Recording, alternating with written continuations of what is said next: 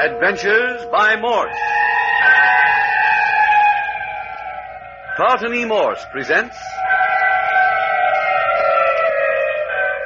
The Cobra King Strikes Back, featuring Captain Friday. If you like high adventure, come with me.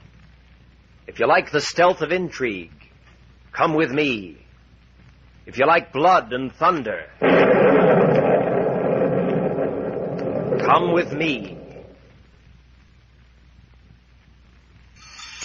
Two American girls and 5 American men, hemmed in on all sides by the great Indo China jungles, their fates in the hands of 2 young Khmer priests, each of whom is known to have killed. To Kwan, one of the priests, is ever present to administer to the Americans. Fen Lo, the other, is an elusive shadow, never quite seen, but his presence always felt. And the end of the journey is a stupendous pile of temple ruins, untold centuries old.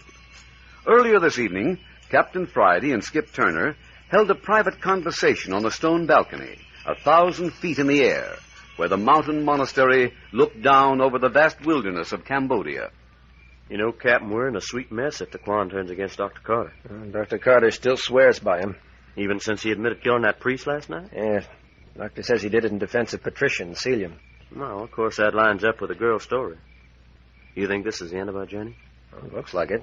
You mean you think this is a hideout of those Khmer priests who are trying to stir up a revolt in Indo China with their Emerald Cobra? This is the place. Also, this is where we're going to find Fen Lo, if we ever find him. It looks like the French government give us a tough job, all right, if we got to comb Fen Lo out of this rat's nest and then get him back through the jungles to civilization. He was our prisoner once. We don't go back without him. Well, I hope Dr. Carter's getting all the scientific stuff he come here for. Funny what scientists will go through to find out about the stuff they're interested in. Ian, Perry, and Celia have been taking notes and making drawings and copying inscriptions from the walls all day. Yeah. Well, night's closing down. Shall we go back inside? There's Dr. Carter's dinner gong. Come along.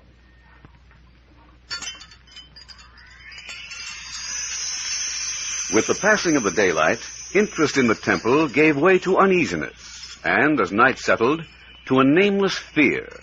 And now that the evening meal is over, the party is grouped before the great fire in the chamber whose floors are covered with beautiful fur rugs, upon which the members are lounging. Oh, you folks don't want to hear any more of this gruesome business. You won't be able to sleep tonight. Oh, go on, Perry. I won't be able to sleep anyway. Sure, don't go starting something you can't finish. Well, as a matter of fact, I hadn't intended getting in so deep. Oh, don't be so tantalizing, Perry. Let's hear about this loup-garou or whatever you call them. What do you think, Professor Labrune? I think we were very unwise to bring the subject up at all. Well, he's got me scared stiff already with his talk about werewolves, witch doctors, cannibalism, and that sort of thing. You might as well finish it. Doesn't make a very pleasant bedtime story, Celia. Well, I think it's all a lot of cockeyed banana oil myself. There ain't no such thing as a werewolf. Quite true, Skip. The werewolf, as far as the civilized world is concerned, is extinct. Oh, there never was such an animal. My word, such finality. Well, it ain't reasonable. When a man takes that attitude, Skip, I always get the impression he's trying to reassure himself. You mean to say that Skip Turner's afraid? Oh, look here, Patricia. That's rubbing it in a bit. Well, are you going to tell us some more about the brutes, or ain't you, Perry? Oh, sure, if you want it. I'll tell you. Hey, look at Dr. Carter and Captain Friday, stretched out on their rugs in front of the fire. Wonder what they're talking about. You still feel certain that the Kwan is to be trusted, Dr. Carter? Do you think, Captain Friday, that I'd place 7 precious lives in the hands of a man I didn't trust implicitly? Maybe not intentionally, Doctor. But you could misplace your trust. You haven't any reason to distrust the Kwan? No. But something warns me that we're in a pretty tight spot. I can vouch for that myself, Captain. We are in a ticklish position. But that isn't the fault of either Fen Lo or Ta Kwan. What you vaguely feel is the force loose in the jungle over which they have no control. Well, maybe. It's true. Evil forces. You know, Captain Friday, I doubt if Ta Kwan would have led this party into the jungle if he'd known at the start what he's since discovered. Meaning what? Fen Lo and Ta Kwan were small boys when they left this part of the world and went to Saigon for education. Then, without returning here, they were sent to the United States. They left the jungle before they knew all that the jungle held. Now that they've come back with their eyes open, they're as astonished and horrified as you and I at some of the practices. Can't they put an end to them? You've said over and over that These two Cambodians are returning as prophets of the Khmer religion. And so they are, but unfortunately, two prophets are not as strong as age-old practice. They'd have to kill every Khmer priest in the region to wipe out the evil that creeps through this jungle at night. You're keeping something back, Dr. Carter. What is it? What is this evil that creeps through the jungle at night? Captain Friday, did you ever hear of the Steppenwolf of Russia, the witch wolf of the American Indians, the werewolf of Germany, also the loup-garou of the Central European countries of the 18th century? Oh, for heaven's sakes, Perry, is there no end to the grisly details? Well, you would have them. They demanded them, didn't they, Professor Labrune? Perry, you're wrong in one detail. The werewolf does not always leave behind the track of a wolf. That is the popular conception, but according to both German and Russian scientists, as often as not, the entire body is not transformed. You mean that sometimes they have the body of a man and the face of a wolf? Or perhaps only the brain is twisted, so that you would not know that the person was of that nature, except for certain physical characteristics.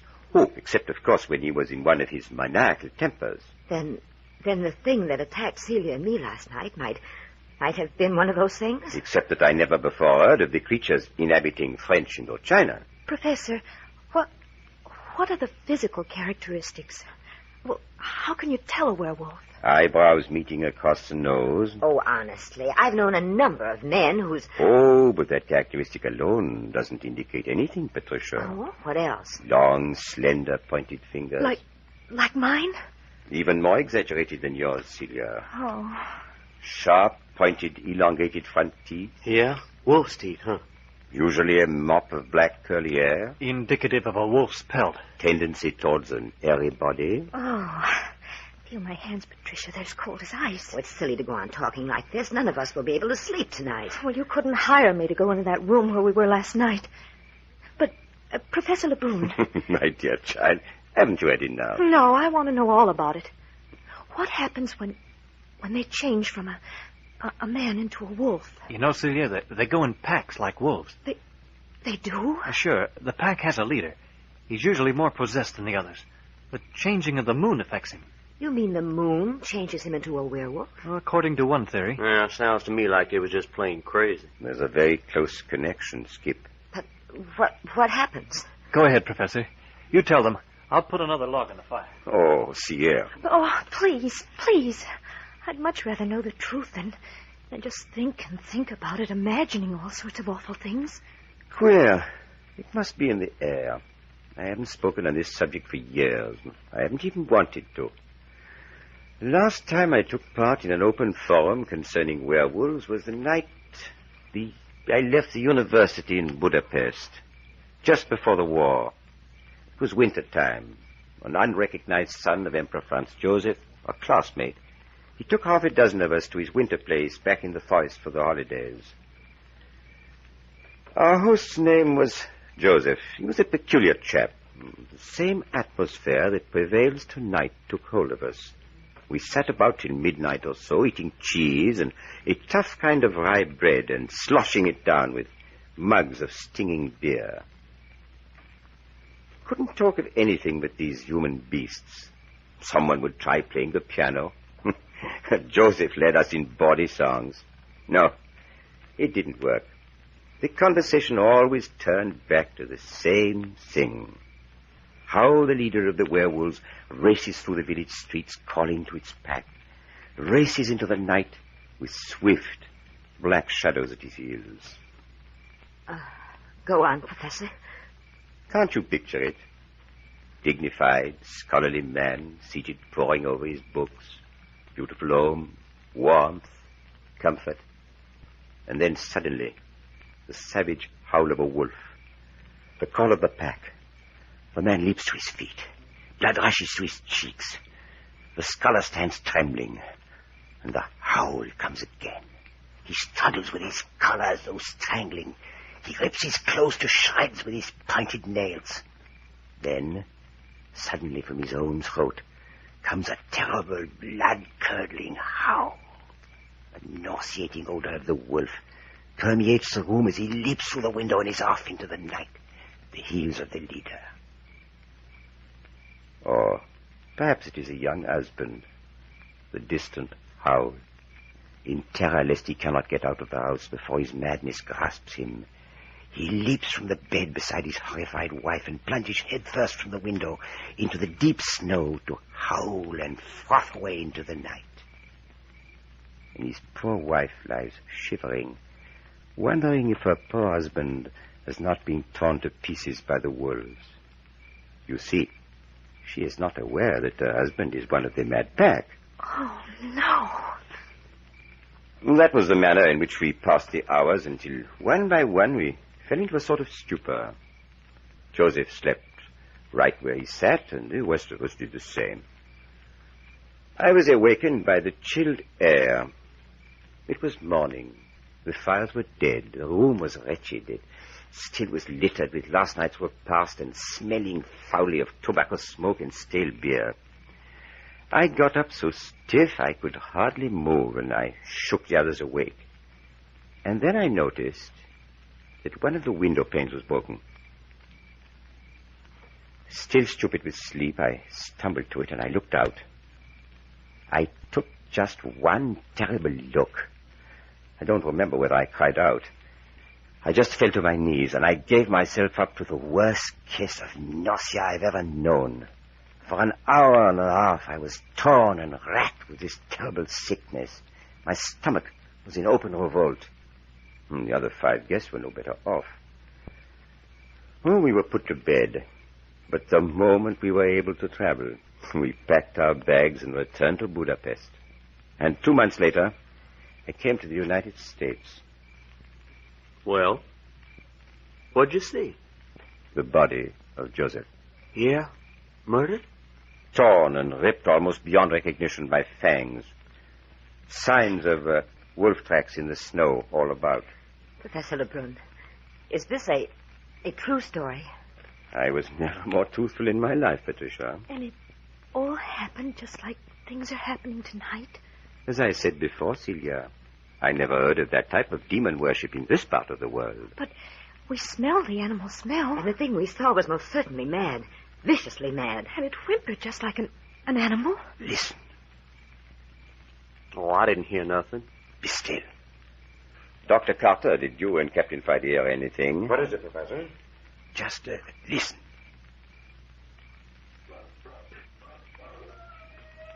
There it is. Wolf howl. Oh, Perry, not really. What do you think, Doctor? Professor Labrune, exactly the same thing you do. I know what that signifies. So do you. I'm afraid so. You mean the thing you were telling me about, Dr. Carter, is about to take place? Exactly, Captain Friday. The thing for us to do is to barricade ourselves in this room. Can be done. Harry, the big entrance door bars from the inside. Skip, see what you can do with that smaller door, will you? Hey, now, this is something like it. Come on, Perry, let's get a little action into this. I've had the jitter and juju sitting around holding my hands. What about it, Dr. Carter? Captain Friday's in command now, Perry. Do what he tells you. Come along, Dr. Carter. Out on the balcony. Oh, there it is again. It's coming nearer. But what is it that's happening? I don't know. Maybe that's the leader of the pack. Coming here? Oh, you two girls remain right here by the fire. You'll be safe enough. But what are my father and Captain Friday doing out on the balcony? A matter that does not concern you in the least. No, stay here. You're not telling me what to do, Professor Labrune. I warn you, Patricia, if you step out on that balcony tonight, you'll regret it the remainder of your life. You mean? Oh, we'll not go into that. Oh, good. Here comes Captain Friday now. I'll never be able to reach the balcony. It's a good 30 feet from the ground. We'll be safe in watching what happens from there. We must post men inside. I don't think there's a secret entrance to the room, but we mustn't take a chance. Well, they'll never get in through that small door, Captain. Now, listen.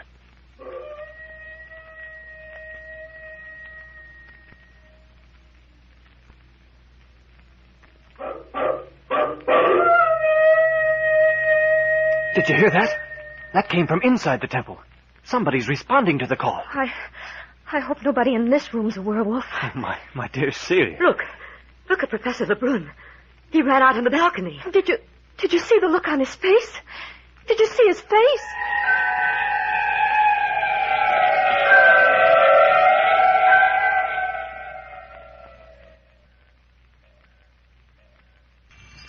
The Carter party is barricaded in the great chamber of the Temple of Priests. Outside, the ravaging howls of the wolfmen. Khmer priests answering the call of the leader of the pack. With the first of the cries, Professor Labrune's face became intent, and then he rushed from the room to the balcony, looking down on the savage moonlit scene outside. Did you see the look on his face? Did you see his face? You don't suppose he's... Skip, follow me. You bet you. Oh, boss, come back here. Patricia, stay where you are. Dr. Carter. Harry, stay here with the girls. I'm going out on the balcony and see what this is all about. Sure, go ahead, Doctor. Darn glad we're armed. Now, there, Patricia. Harry, what is... There goes another one out of the temple. This place must be full of them. Come on, you two. Crowd up here to the fireplace with me. Here, what's going on out here in the balcony? Are you all right, Labrune? Don't be ridiculous, Doctor. What made you run out here like you did? You frightened the girls. I wanted to catch a glimpse of the person leaving the temple to join the pack, if I could. Well, did you? Yes, look. Look, quick. There goes another one now. See, just a shadow. Yeah, I seen him. Hey, but it was on his feet. Of course. The breeze that's bringing us the leader's call should bring something else. Any of you smell anything? I got it when I first came out. It's in the air, all right. You mean that funny smell? Odor of predatory animals. That's it. I've seen enough. Come on, Skip. Come on. We go inside and watch with Perry. Sure, suits me. The least sign of danger, call us in. Okay, Chief. Hey, Perry, how you get that way? Look here, Professor. An arm around each girl. Professor Labrune, Something wrong? are you all right? I never felt better in my life. Then you're not... No, I'm not a werewolf. But you looked so strange when you ran out on the balcony. Oh, an overworked imagination. Oh, I'm glad. I'm sorry. I thought you were... Oh, that's terrible. Celia, stop trembling like that. I can't help it. What do you think of that? There must have been a dozen of them racing down the hall and out to join the pack. I'll recheck the doors off the hall. Hey, suppose they try to gang up on us. That many of them could... One of them's at the door now. Hey, Dr. Carter, Captain Friday, come here, quick. What's the matter? What is it, Perry? One of them's trying to break in. What's this? The door. One of them's at the door. Who is it? Who's out there? Don't open that door, Doctor. Answer out there. Who is it? I beg you, Dr. Carter, It's Taquan. open up to me. It is Taquan. Open to me. Look out. Maybe a ruse to get the door open. He sounds in terrible pain. Taquan!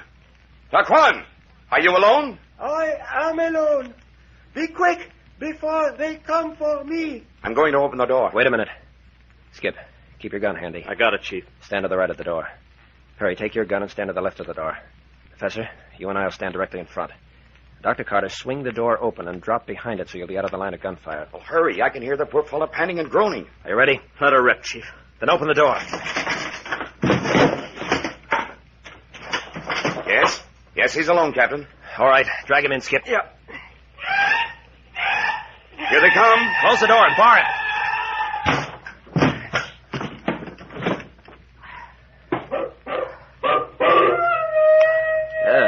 Good. Not any too soon. Oh, look at his face. Everyone stand back, please.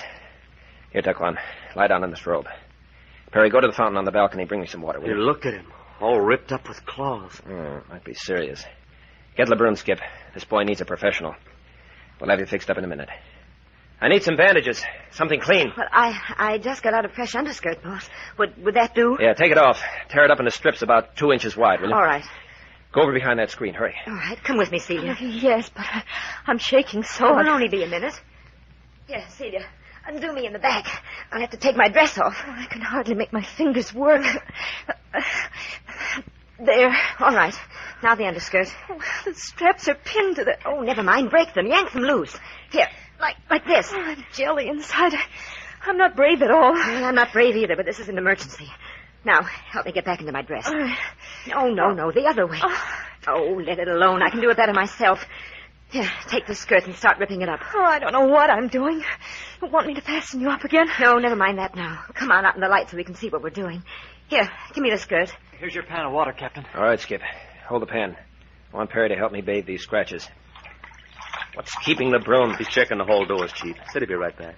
Dr. Carter, start cutting away his clothes wherever you see a claw mark, will you? My poor friend. How are those bandages coming along? Does it make any difference how long they are? Longer the better, that's all. Okay. The doors are secure. Well, what's the trouble here? It's the Kwan. Hey, you'd better take over, Professor. Yes, these wounds should be washed. We'll need warm water. Hey, Professor, there's another one of them pots out on the balcony. What about filling it up and setting it on the fire? Go ahead, Skip. He hasn't said a word. Is he conscious? Do not fear for me. It is not I for whom my heart weeps. Out of his head. Find any marks in his body? Number of deep gashes on his left side. Look. Look here. Something's bitten into the flesh here. Here, let me see. That needs immediate attention.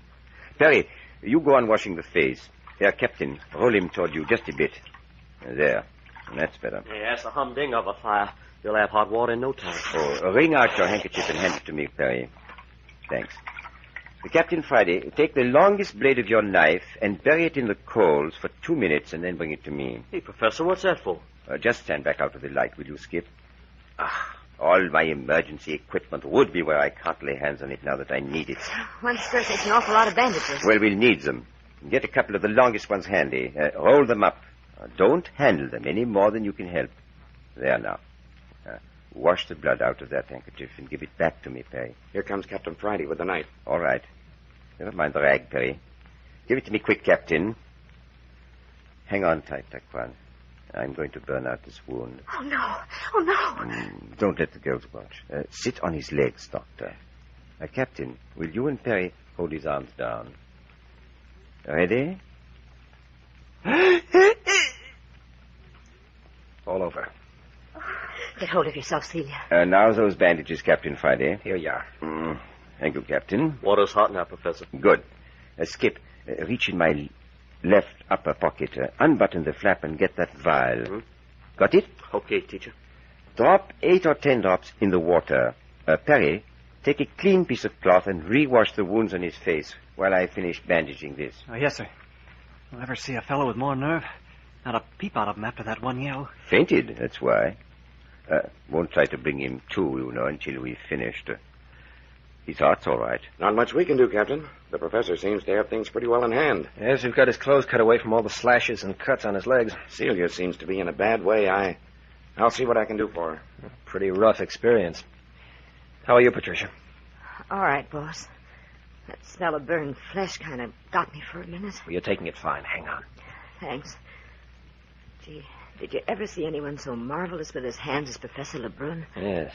He's more than a college professor. He's one of the finest surgeons in the West. There. Now we'll swathe his whole face in cloths dipped in this medicated water. It's the best we can do for him now. What do you make of these scratches, Professor? Made by human nails, and they were human teeth that bit him. Hey, you don't mean they're cannibals?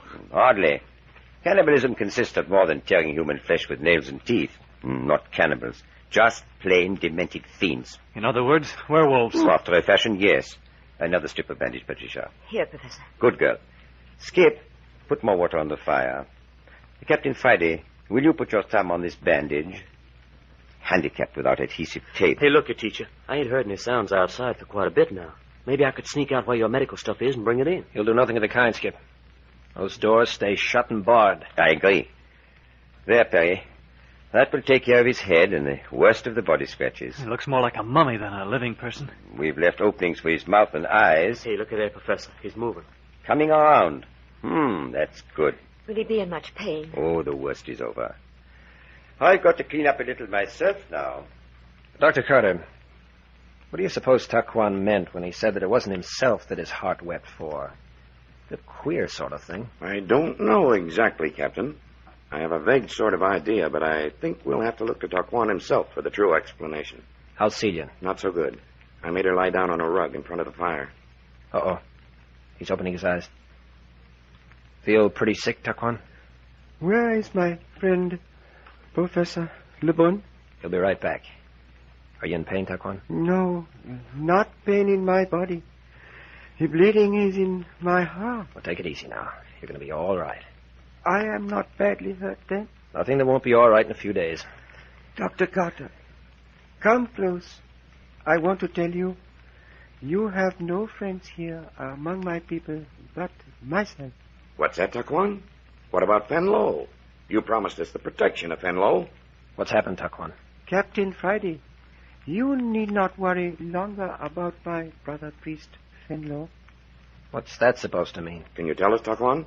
Fenlo is no more.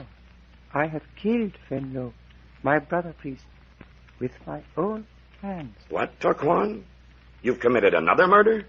I have killed Fen Lo, and there are none but enemies against us in all the jungles of Cambodia.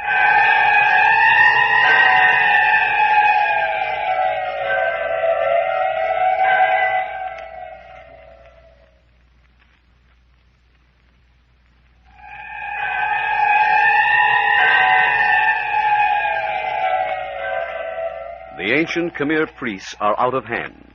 They have turned against their natural leader, Kwan. He can no longer promise the Carter Party protection. His own life is at stake. Listen next week to the 9th episode of The Cobra King Strikes Back, entitled The Fangs and Teeth of the Enemy. You are listening to Adventures by Morse.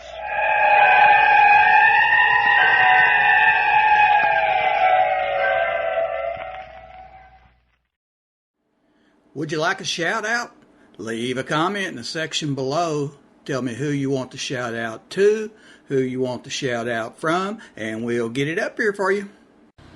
Hey, we want to say thanks for tuning in. Please like and subscribe so you don't miss any. You got a lot more of these up there. Go check them out under the playlist. Leave us a comment. Tell us what you want to see, what you think, and we'll see you next time.